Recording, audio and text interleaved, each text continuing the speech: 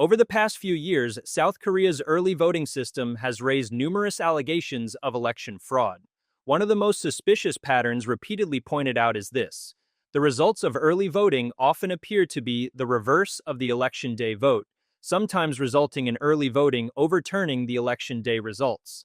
In simple terms, the candidate who wins on election day often loses the early vote, which can lead to defeat in the final result. Many people argue that the lack of transparency in the chain of custody, the process by which early ballots and overseas ballots are collected, stored, and transported until counting, makes manipulation possible. Recently, there was even a bill proposed that would punish anyone raising allegations of election fraud with up to 10 years in prison, but it was later removed after a huge public backlash.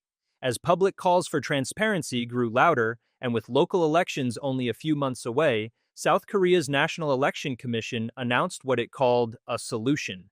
They said they would introduce transparent ballot boxes for early voting in response to public demands. However, what they actually introduced is this. The ballots remain sealed inside the same opaque fabric bag, which is then placed inside a transparent box, meaning the ballots themselves are still completely hidden. On the left is the newly introduced transparent early voting box. On the right is the previous early voting box. If you cannot tell the difference between these two, then according to them, you must be an extreme right Nazi Zionist insurrectionists.